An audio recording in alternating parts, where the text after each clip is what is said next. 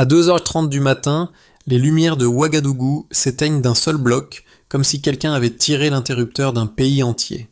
30 secondes plus tard, une explosion parfaitement synchronisée lacère le quartier présidentiel et transforme une simple panne en signal d'attaque.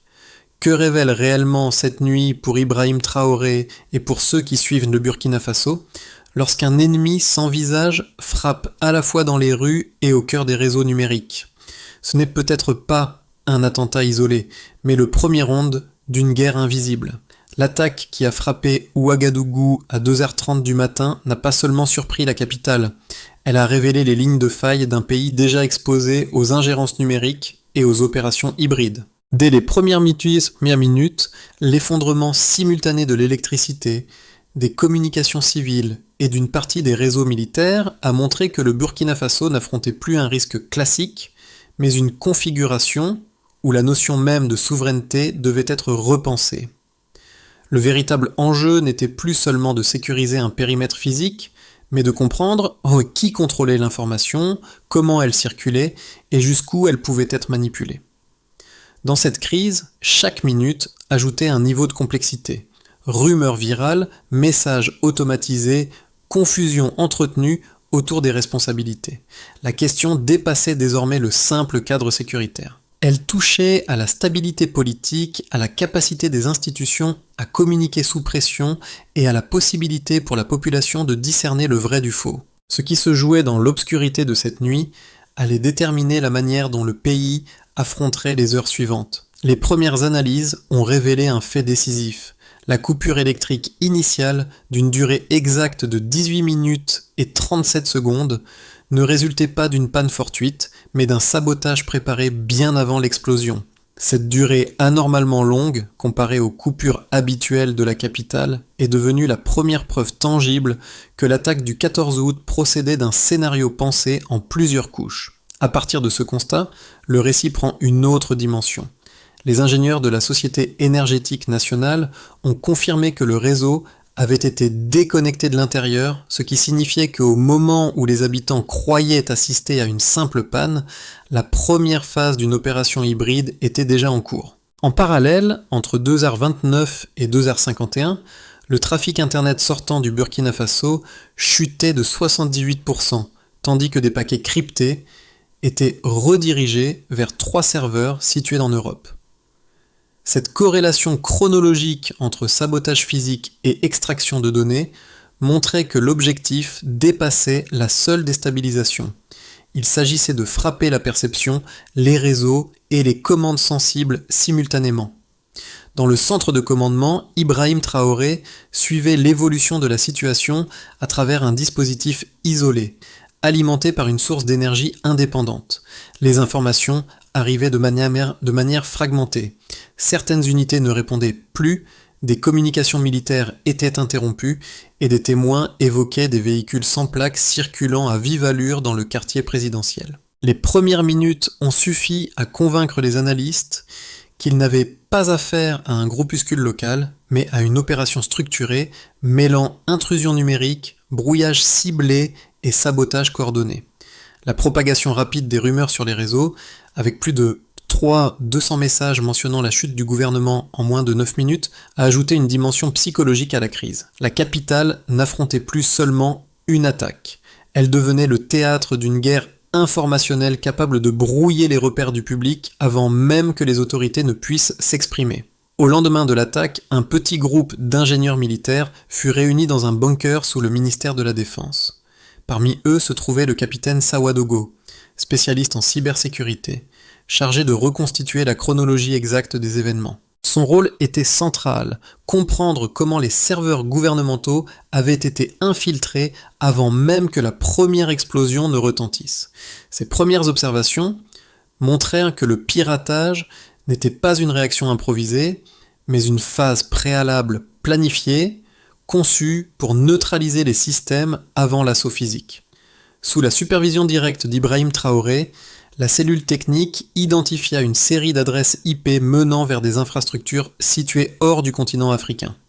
Les flux sortants présentaient des signatures numériques déjà observées lors d'opérations de déstabilisation au Moyen-Orient, ce qui donnait à la crise une portée géopolitique inattendue. Dans le bunker, ces découvertes créèrent un consensus immédiat.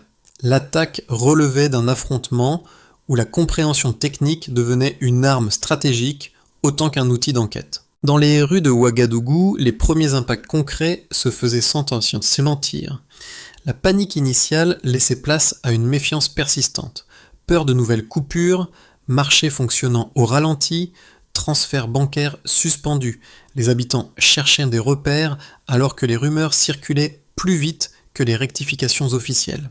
Pour les équipes techniques, cette réalité sociale constituait un second front. Chaque minute d'incertitude fragilisait la cohésion du pays et renforçait la portée de l'opération hybride.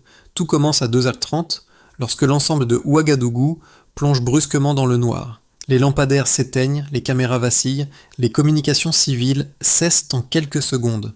Ce qui apparaît d'abord comme une panne électrique ordinaire est en réalité la phase d'ouverture d'un plan beaucoup plus vaste. Les ingénieurs le confirmeront plus tard.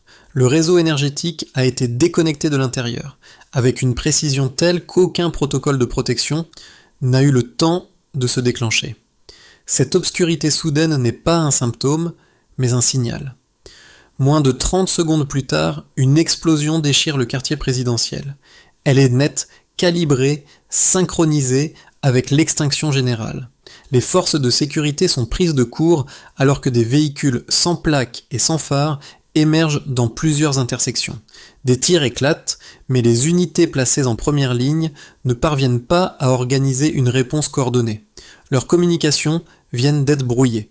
Les assaillants utilisent des dispositifs capables de neutraliser drones et radios, des technologies déjà observées sur des théâtres extérieurs comme la Syrie ou la Libye.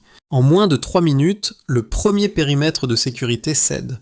Dans le centre de commandement, Ibrahim Traoré suit la progression de l'attaque à travers un écran isolé alimenté par une source indépendante. Les informations arrivent par fragments. Certaines unités disparaissent du réseau, d'autres tentent de se replier sans visibilité. Traoré donne l'ordre d'activer le confinement militaire complet autour du palais, puis de déployer la garde présidentielle sur les points stratégiques. Cette décision vise à contenir le choc initial, mais aussi à prévenir une possible seconde vague. En moins de 10 minutes, le plan de défense d'urgence est complètement enclenché. Pendant ce temps, l'offensive numérique poursuit son œuvre.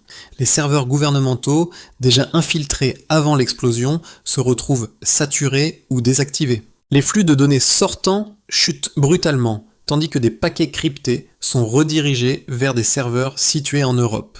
Ce double mouvement, neutralisation interne et extraction externe, transforme l'attaque en un assaut hybride où le terrain numérique et le terrain physique avancent de concert. Le choc principal dure à peine 20 minutes.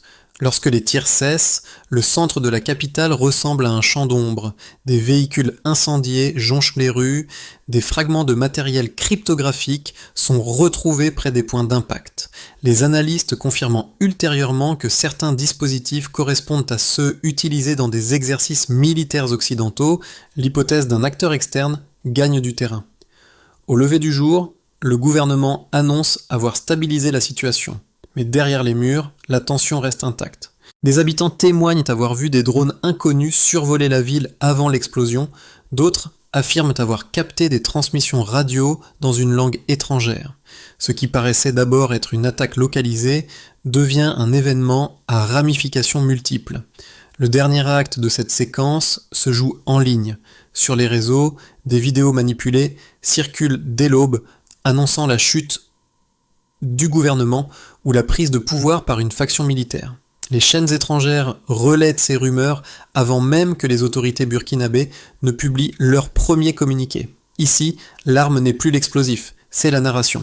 La nuit du 14 août se referme ainsi sur un paradoxe. L'attaque visible est terminée, mais la guerre invisible commence à peine. Les heures qui suivent l'attaque livrent un matériau rare, des chiffres suffisamment précis pour comprendre la mécanique de l'assaut. Le premier indicateur est la durée de la coupure électrique, 18 minutes et 37 secondes. Cette donnée, vérifiée par le ministère de la Sécurité, révèle un sabotage minutieux, car elle dépasse largement les pannes habituelles de la capitale. Elle montre que l'ennemi a volontairement étiré cette fenêtre pour priver la ville de toute réaction immédiate. La lecture des ingénieurs est claire, une période aussi longue ne peut résulter d'un dysfonctionnement spontané. Le deuxième indicateur concerne les flux de données sortants, une chute de 78% entre 2H29 et 2H51. Les spécialistes en cybersécurité remarquent en parallèle l'apparition de paquets cryptés redirigés vers 3 serveurs européens. Cette synchronisation entre l'effondrement du trafic et le transfert de données indique une extraction coordonnée plutôt qu'un simple brouillage. Les experts précisent que des adresses de rebond associées à des sous-traitants militaires étrangers renforcent l'hypothèse d'un acteur international. Cette cohérence technique est cruciale car elle relie directement le sabotage physique au piratage numérique. Le troisième indicateur touche à l'économie. Une interruption de 7 heures et 12 minutes des transactions interbancaires, laissant environ 2,8 millions de dollars bloqués.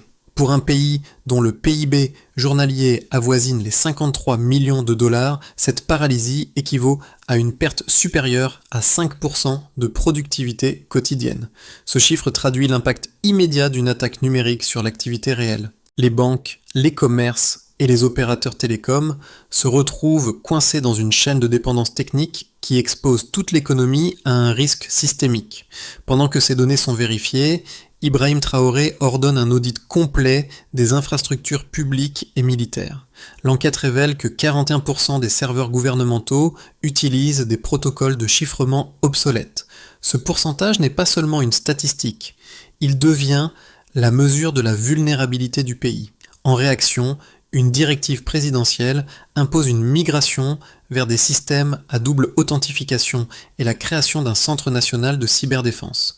Dans le même temps, l'analyse des réseaux sociaux montre que plus de 3200 messages annonçant la chute du gouvernement ont circulé en moins de 9 minutes après la première explosion. Même si cette donnée ne fait pas partie des 3 mesures principales, elle éclaire la rapidité avec laquelle l'opinion peut être manipulée. Les services de communication identifient que 62% de ces messages proviennent de comptes automatisés créés la veille. Ces chiffres, mis bout à bout, composent une démonstration.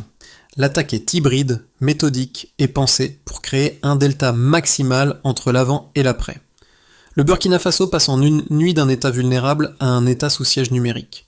2 lectures majeures émergent après l'attaque de Ouagadougou, chacune portée par des acteurs différents et appuyée sur des éléments partiels du terrain. La première, défendue par plusieurs observateurs régionaux, avance que l'assaut serait le produit de tensions internes. Selon cette hypothèse, certaines unités pourraient avoir exploité la fragilité politique du pays pour initier un soulèvement opportuniste. Les précédents coups d'État de la région renforcent cette lecture. Des structures militaires divisées, un contexte instable et des acteurs capables de profiter d'une brèche. Pour ces analystes, l'attaque ne dépasserait pas le cadre local. Elle s'inscrirait dans la dynamique cyclique du Sahel, où rivalité interne et ambition latente entraînent des ruptures soudaines. Une seconde théorie prend une direction radicalement différente. Pour des experts en cybersécurité et plusieurs diplomates africains, les caractéristiques techniques de l'attaque, brouillage ciblé, coordination multiniveau, synchronisation entre intrusion numérique et sabotage physique, dépassent largement les capacités d'un groupe national isolé. Cette lecture s'appuie sur les fragments de code cryptographique retrouvés sur place, associés à des programmes militaires occidentaux. Elle s'appuie également sur des flux financiers suspects repérés dans les mois précédents. Pour ces spécialistes, l'assaut du 14 août correspond à une opération internationale utilisant le Burkina Faso comme terrain d'expérimentation. Entre ces 2 récits, le gouvernement burkinabé adopte une position intermédiaire. Ibrahim Traoré refuse de désigner publiquement un responsable tant que les preuves ne sont pas définitives. Cette prudence, perçue par certains comme une forme de neutralité excessive, répond en réalité à une logique stratégique. Ne pas offrir à d'éventuels commanditaires l'occasion de transformer le pays en champ de confrontation diplomatique. Les premiers résultats de la commission mixte renforcent la thèse externe. en identifiant des signatures numériques déjà impliquées dans d'autres opérations hybrides. L'opposition entre ces deux lectures n'est donc pas un blocage. Elle éclaire la complexité d'une attaque pensée pour brouiller les pistes. Ici, la divergence d'interprétation devient elle-même une partie de la stratégie adverse. Une guerre sans visage commence. Cette idée s'impose au 8e jour d'analyse, lorsque les autorités comprennent que l'assaut visible n'était qu'une partie d'un dispositif plus large.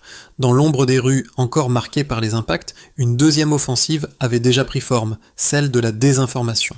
En l'espace de 24 heures, plus d'1 millier de publications coordonnées surgissent sur les réseaux sociaux, accusant le gouvernement d'avoir orchestré lui-même l'attaque. Cette offensive informationnelle frappe au cœur. La confiance.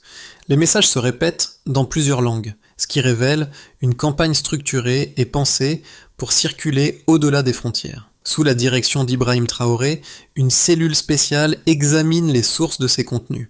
Les analystes découvrent que de nombreux comptes diffusent simultanément des messages en anglais, en russe et en arabe, reprenant les mêmes mots-clés que lors d'autres crises africaines. Cette symétrie indique une intention précise, projeter l'instabilité plutôt que la décrire. Le gouvernement se retrouve face à un dilemme stratégique. Répondre trop tôt risque d'alimenter la panique, répondre trop tard laisse la rumeur s'installer.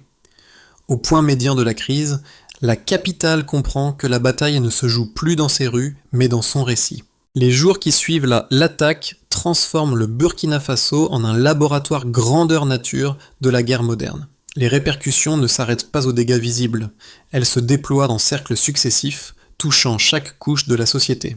Du côté de l'État, le gouvernement, déjà fragilisé par une transition complexe, doit réorganiser en urgence ses structures de commandement. Plus de 60% des réseaux administratifs restent inaccessibles durant 48 heures, forçant les ministères à revenir au papier et suspendant provisoirement certaines communications diplomatiques. Dans ce chaos, Ibrahim Traoré convoque le Conseil de sécurité nationale afin d'établir une ligne directrice fondée sur une transparence contrôlée et un renforcement immédiat de la cybersécurité. L'administration fonctionne alors comme un organisme isolé dont chaque département doit réapprendre à s'adapter sans appui numérique. Du côté des entreprises, les banques et les opérateurs télécoms figurent parmi les premières victimes. En 2 jours seulement, les pertes dépassent les 15 millions de dollars, principalement en raison de la paralysie des transactions électroniques. Les petites entreprises doivent improviser. Elles développent des circuits parallèles fondés sur la confiance directe, contournant temporairement les systèmes bloqués. Cette résilience forcée révèle un paradoxe. Si l'économie se retrouve fragilisée dans ses infrastructures, elle demeure capable de se réorganiser rapidement à l'échelle locale. Pour les citoyens, dans les rues de Ouagadougou, la peur initiale se transforme en doute systémique. Les habitants ne savent plus distinguer l'information vérifiable de la rumeur amplifiée. Certains redoutent de nouvelles coupures, d'autres soupçonnent des rivalités internes, tandis que d'autres, encore, évoquent l'ingérence étrangère. Face à ce climat, Ibrahim Traoré s'adresse à la nation en mettant l'accent sur la patience, la dignité et l'importance de ne pas céder aux manipulations. Ce discours, diffusé via des stations locales indépendantes, marque un tournant psychologique. Il rappelle que la population peut redevenir actrice de sa propre stabilité. Dans la région, au-delà des frontières burkinabées, le choc de l'attaque résonne immédiatement. Le Mali et le Niger renforcent leurs patrouilles, craignant un effet domino stratégique. L'Union africaine convoque une session spéciale consacrée à la sécurité numérique, signe que l'épisode de Ouagadougou dépasse son contexte national. Dans les coulisses diplomatiques, les grandes puissances observent sans intervenir ouvertement, redoutant qu'une prise de position trop rapide révèle leurs propres liens avec les infrastructures suspectées. Ces 4 cercles d'impact dessinèrent la portée réelle de l'attaque, une opération qui dépasse la simple confrontation armée. Ici, chaque kilo-octet perdu devient un risque stratégique, chaque rumeur un vecteur d'instabilité, chaque hésitation un espace que l'adversaire peut l'exploiter. Les mois qui suivent détermineront si le Burkina Faso consolide sa souveraineté ou s'enfonce dans une spirale d'instabilité. Les trajectoires possibles dépendent directement de la façon dont le pays gère l'après-crise, tant sur le plan institutionnel que psychologique. 3 scénarios émergent des analyses disponibles. Dans une première hypothèse, dans cette première trajectoire, les réseaux essentiels sont rétablis de manière maîtrisée et la confiance revient lentement. Les réformes amorcées dans les jours suivant l'attaque produisent leurs premiers effets.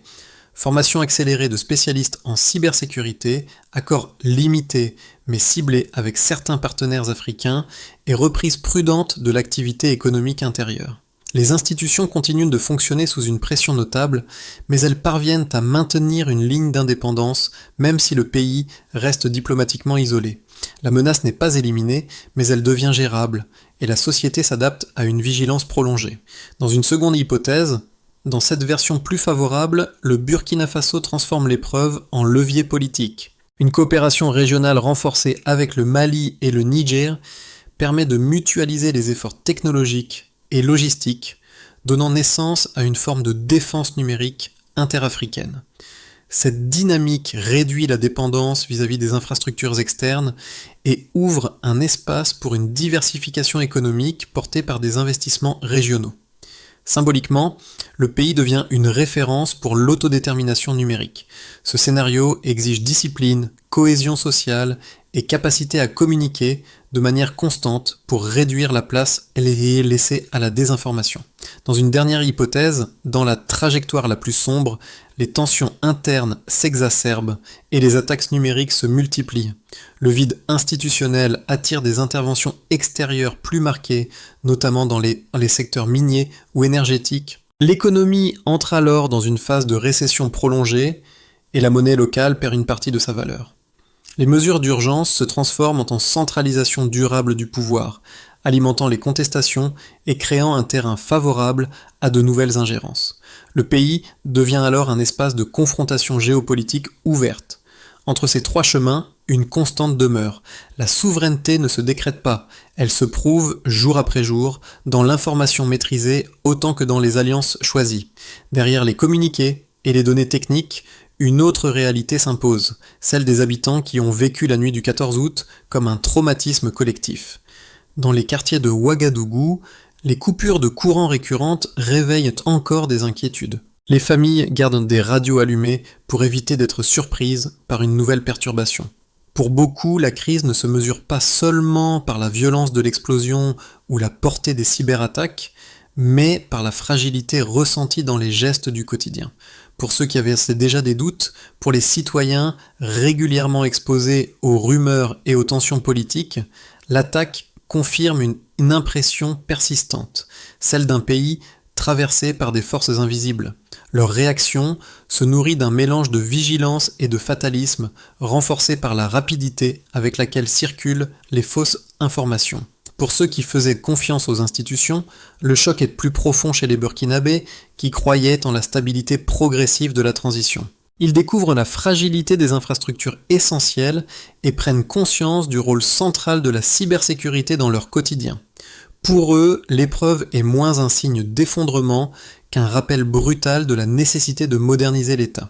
Pour les diasporas, au-delà des frontières, les diasporas burkinabais se mobilisent rapidement. Des ingénieurs installés à Accra, Abidjan ou Paris proposent leur expertise pour renforcer les infrastructures nationales. Leur implication transforme la crise en cause commune, montrant que la souveraineté ne se limite pas au territoire, mais s'étend à ceux qui en portent la mémoire et le lien. Sous l'impulsion d'Ibrahim Traoré, un plan en 5 axes est élaboré pour répondre à l'urgence tout en traçant une voie durable. Chaque axe associe un objectif clair, un responsable institutionnel et un critère mesurable destiné à éviter que la crise ne se répète. Du côté de l'État, la création d'un centre national de cyberdéfense constitue la première brique. Sa mission était de surveiller en temps réel les flux sensibles et de réagir dans les 30 premières minutes en cas d'intrusion. Le résultat attendu est chiffré, réduire de 70% les vulnérabilités recensées en 6 mois.